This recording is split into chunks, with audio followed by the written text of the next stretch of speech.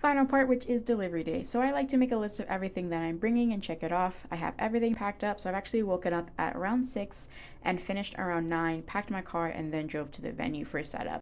As you can see, the color is a lovely burgundy and all my stuff is a little bit too bright, so I ended up asking the venue for some of their napkins to place on their table. So instead of using the cream tablecloth and my fuchsia runner, I used their black tablecloth and then the burgundy. I think it helped kind of make the board a little moodier. So I go ahead and set up my stands first, and then I went ahead and did my cupcakes. I did one flavor per tier. I also did one flavor per little like 3-tiered stand, so that way people knew like this frosting color with this design meant this flavor.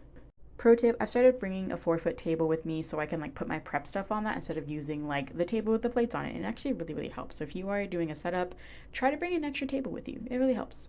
As I was sitting up, I started looking at my cake and I was like, is that an air bubble in literally the front of my cake? Sure enough, yes, there was a huge air bubble forming, so I went ahead and popped it, pushed the frosting back, and everything was fine.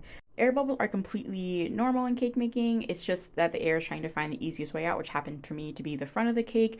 Most people will put a hole in the middle of the cake and let the air escape out the top. I just forgot to do that. And while air bubbles are completely normal, it's definitely still a great reminder to bring your cake emergency kit so you can fix anything that arises.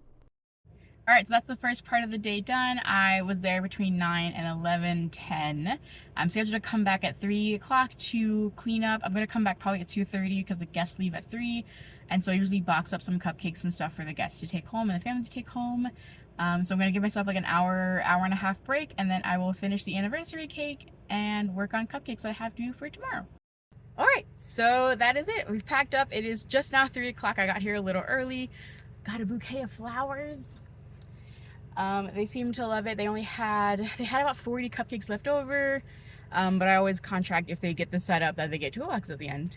So yeah, and now to go home and do more orders because I have an order due tomorrow. When I got home, I was pretty tired, so I didn't end up starting my cupcakes, like decorating, until 8:45, and then ended up finishing them in the morning. I also realized because I have too many videos on my phone that I forgot to also edit in the rainbow cake that was due the Friday before the Saturday of this wedding, but I will just put out as another video separately.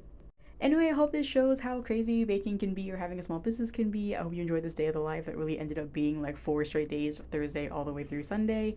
What's crazy is right now I'm on a break, but my weekends used to look like this like every weekend, and then I wonder why I was so exhausted. Like, funny enough, I have another pretty busy weekend coming up, so check back to see if I do another one of these videos of like day in the life or weekend in the life of a small business baker.